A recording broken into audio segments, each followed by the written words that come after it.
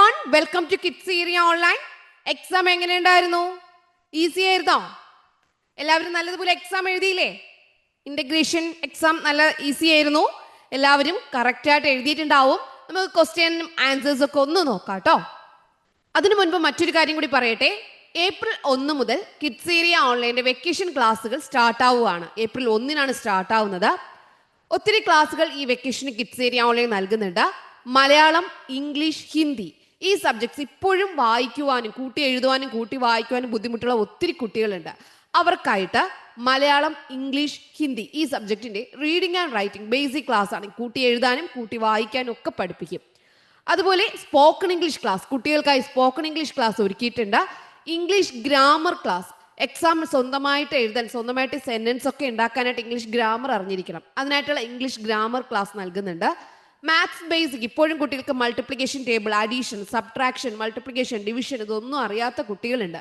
അപ്പോൾ അവർക്കായിട്ട് maths basic ക്ലാസ്സുകൾ നൽകുന്നുണ്ട്. ഇങ്ങനെ ഒത്തിരി ക്ലാസ്സുകൾ കിഡ്സ് ഏരിയ ഓൺലൈൻ നൽകുന്നുണ്ട്. നെക്സ്റ്റ് ജൂൺ 1 മുതൽ ഇപ്പോഴുള്ളതുപോലെ തന്നെ STD 1 മുതൽ STD 5 വരെയുള്ള ട്യൂഷനും സ്റ്റാർട്ട് ചെയ്യുന്നുണ്ട്. അത് നിങ്ങൾ ഓർമ്മയിൽ വെക്കാം.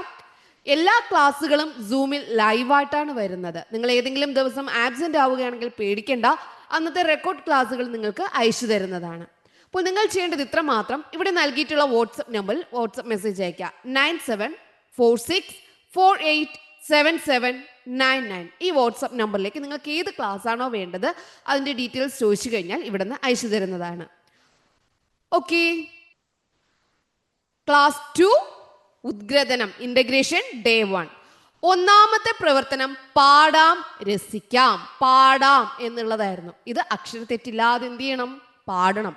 പല പല പല പല പലഹാരം, പലഹാരങ്ങൾ പലതുണ്ടേ, ചുട്ടെടുത്തൊരു ചപ്പാത്തി, വറുത്തെടുത്തൊരു നെയ്യപ്പം, ആവിയിൽ വെന്തൊരു നൂലപ്പം, രുചികളേറും പലഹാരം, പലഹാരങ്ങൾ പലതുണ്ടേ, പല പല പല പല പലഹാരം. തെറ്റാതെ എന്ത് ചെയ്യുക? പാടുക. അതായിരുന്നു. കുന്നുകാട് സർക്കാർ LP സ്കൂളിൽ ഭക്ഷ്യമേള നടത്താൻ തീരുമാനിച്ചു. ഭക്ഷ്യമേളയ്ക്കായി കൂട്ടുകാർ തയ്യാറാക്കിയ പാട്ട് താഴെ കൊടുത്തിരിക്കുന്നു, പാടി നോക്കൂ. അപ്പൊ ഇതായിരുന്നു ഒന്നാമത്തെ പ്രവർത്തനം. രണ്ടാമത്തെ പ്രവർത്തനം രുചിമേളം. ഭക്ഷ്യമേളയുടെ ചിത്രം നോക്കി വിവരണം തയ്യാറാക്കുക. സർക്കാർ LP സ്കൂൾ കുന്നുകാട് ഭക്ഷ്യമേള 2025. ഭക്ഷ്യമേള, രുചിമേളം ഇവിടെ ഉദ്ഘാടനം ശ്രീമതി ലീൻ, അവാർഡ് മെമ്പർ. ബോധവൽക്കരണ ക്ലാസ് ഡോക്ടർ പ്രമോദ്. എന്നാണ്? ജനുവരി 24 വെള്ളിയാണ്, രാവിലെ 10 മണി മുതലാണ്. എല്ലാവർക്കും സ്വാഗതം. ഇവിടെ എഴുതിയിട്ടുണ്ട്, ഒരു ബോർഡ് ഉണ്ട്, ആഹാരം പാഴാക്കരുത്, പോഷകാഹാരം ശീലമാക്കുക. 1-ാം ക്ലാസ്സുകാർ എന്താ കൊണ്ടുവന്നേ? ആവിയിൽ പുഴുങ്ങിയ സാധനങ്ങൾ കൊണ്ടുവന്നു.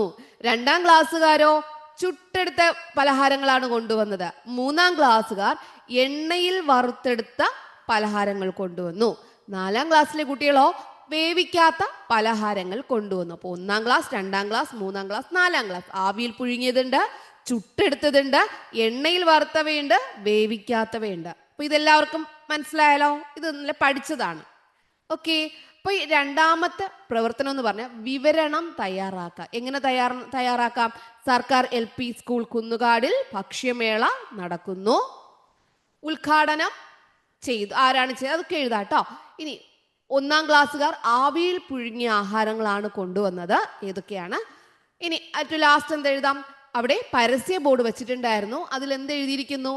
ആഹാരം പാഴാക്കരുത്, പോഷകാഹാരം ശീലമാക്കുക എന്നെഴുതിയ പരസ്യ ബോർഡ് അവിടെ സ്ഥാപിച്ചിട്ടുണ്ടായിരുന്നു. ഇതൊക്കെ ചേർത്ത് എന്ത് ചെയ്യുക? ഇതിൽ എന്താണോ നിങ്ങൾ കാണുന്നത് അത് നിങ്ങളുടെ സ്വന്തം സെന്റൻസിൽ വിവരിച്ചെഴുതുക എന്നാണ് വിവരണം തയ്യാറാക്കുക. 3-ാമത്തേത് ആഹാരത്തിലൂടെ ആരോഗ്യം.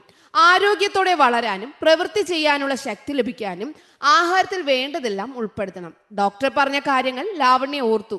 താഴെ തന്നിരിക്കുന്ന ആഹാര വസ്തുക്കൾ തരംതിരിക്കുക. ഇവിടെ എന്തൊക്കെയുണ്ട് നോക്കിയേ? ധാന്യങ്ങളുണ്ട്, അതുപോലെ ഇലക്കറികളുണ്ട്. ഇനി എന്തൊക്കെയുണ്ട്? പഴങ്ങളുണ്ട്, പച്ചക്കറികൾ. ധാന്യങ്ങൾ, ഇപ്പൊ ഇവിടെ എന്താ എഴുതാനുള്ളത്? പഴങ്ങളുണ്ട്, ധാന്യങ്ങളുണ്ട്, പഴങ്ങളുണ്ട്, പഴങ്ങൾ. പിന്നെ വേറെ എന്താ കാണുന്നേ? പച്ചക്കറികൾ. ഓക്കെ,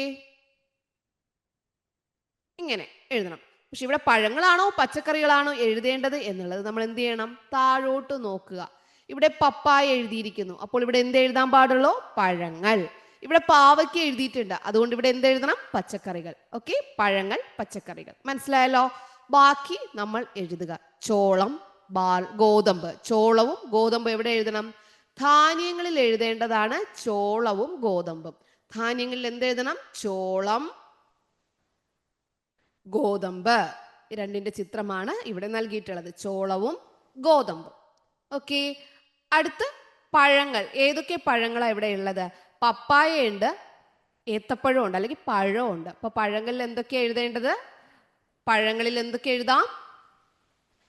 പഴങ്ങൾ. അവിടെ എന്തൊക്കെ എഴുതാം? ഏത്തപ്പഴം അല്ലെങ്കിൽ പഴം എഴുതാം. പിന്നെ പപ്പായ ഉണ്ട്. ഓക്കെ, അടുത്ത് ഇലക്കറികൾ. ഇലക്കറികളിൽ എന്തൊക്കെയാ കാണുന്നേ? ഇവിടെ ഏതൊക്കെ ഇലക്കറികൾ കാണുന്നുണ്ട്? മുരിങ്ങയിലയുണ്ട്, ചീരയുണ്ട്. മുരിങ്ങയില, ചീര. അപ്പൊ നമ്മളുടെ എന്തൊക്കെ എഴുതണം? മുരിങ്ങയില. ഇലക്കറികളിൽ ഏതൊക്കെയുണ്ട്? മുരിങ്ങയില, മുരിങ്ങയില, ചീര. ഓക്കെ, പച്ചക്കറികൾ. പച്ചക്കറികളിൽ ഇവിടെ പാവയ്ക്ക എഴുതിയിട്ടുണ്ട്. പാവയ്ക്ക. പച്ചക്കറികളിൽ എന്ത് കൂടെ ഉണ്ട്?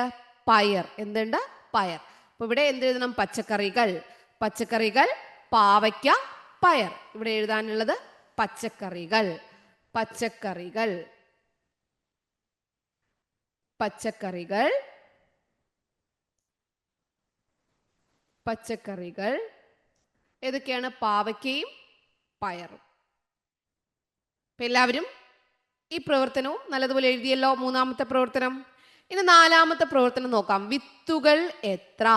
പച്ചക്കറി തോട്ടം ഒരുക്കുന്നതിനായി ലാവണ്യയും കൂട്ടുകാരും വിത്ത് വിൽപ്പന കേന്ദ്രത്തിലെത്തി. അവർ വാങ്ങിയ വിത്തുകൾ എത്ര വീതമെന്ന് കണ്ടെത്തി എഴുതുക. ഇവിടെ നോക്കിയേ, പയർ 3 പാക്കറ്റാണ് എടുത്തത്.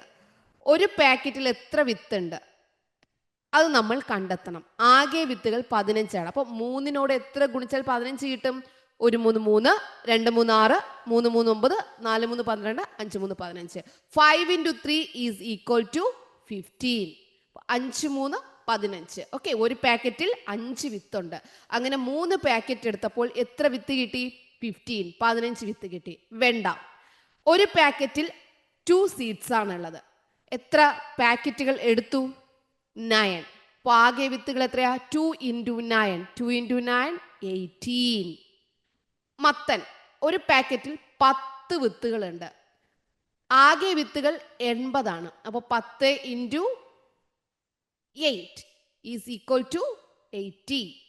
ഓക്കെ, എല്ലാവരും എഴുതിയല്ലോ.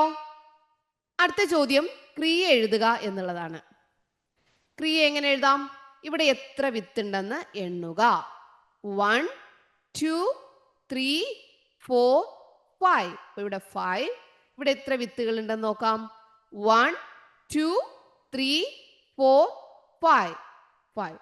5 ആദ്യത്തെ കോളത്തിലും 5 രണ്ടാമത്തെ കോളത്തിലും. ഈ 5 ആദ്യത്തെ കോളത്തിൽ, ഈ 5 രണ്ടാമത്തെ കോളത്തിൽ. 5 into 5, 5 into 5, 25. ഓക്കെ, ഇനി ഇതിൽ തന്നെ അടുത്ത പ്രവർത്തനം ചിത്രീകരിക്കുക. 4 into 2 ആണ്. അപ്പോൾ ആദ്യത്തെ കോളത്തിൽ എന്താണ് വരിക? ആദ്യത്തെ കോളം, രണ്ടാമത്തെ കോളം. ആദ്യത്തെ കോളത്തിൽ എത്ര വരും? 4. 1 2 3 4, 4. രണ്ടാമത്തെ കോളത്തിൽ എത്ര വരും? 2.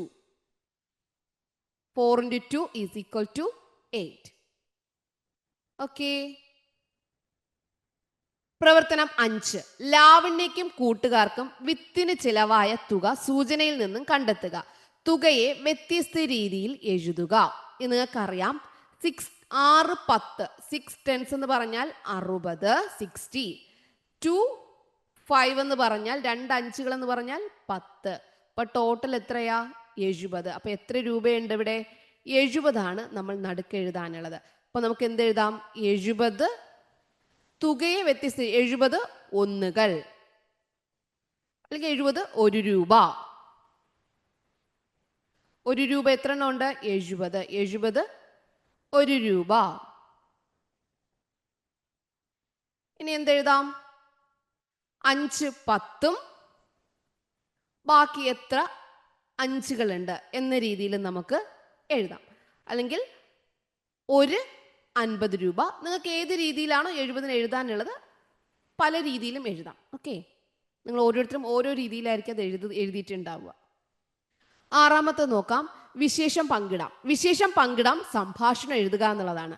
ലാവണ്യയുടെ അമ്മയ്ക്ക് ഭക്ഷ്യമേളയിൽ പങ്കെടുക്കാൻ കഴിഞ്ഞില്ല. വീട്ടിലെത്തിയ ലാവണ്യ അമ്മയോട് അന്നത്തെ വിശേഷങ്ങൾ പറഞ്ഞു. അവർ തമ്മിലുള്ള സംഭാഷണം എഴുതുക. ലാവണ്യ: അമ്മേ, ഇന്നത്തെ ഭക്ഷ്യമേള ഗംഭീരമായിരുന്നു. അപ്പോൾ അമ്മ എന്ത് ചോദിച്ചിട്ടുണ്ടാവും? എന്തൊക്കെ വിഭവങ്ങളാണ് അവിടെ ഉണ്ടായിരുന്നത്? അപ്പൊ ലാവണ്യ ഓരോ ക്ലാസ്സിൽ ഇന്ന വിഭവങ്ങളാണ്. അപ്പൊ അമ്മ ചോദിച്ചിട്ട് മോൾ ഏതാണ് കഴിച്ചത്, ഏതൊക്കെ കഴിച്ചു? ലാവണ്യ മറുപടി പറഞ്ഞിട്ടുണ്ടാവും. അപ്പൊ അതിന്റെ രുചി എങ്ങനെയായിരുന്നു എന്നൊക്കെ ചോദിച്ചാൽ എന്ത് ചെയ്യുക? ഒരു കോൺവെർസേഷൻ എഴുതുക എന്നുള്ളതാണ്.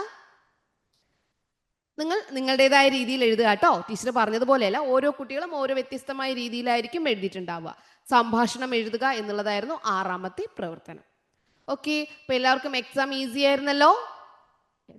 Okay children, bye bye, thank you.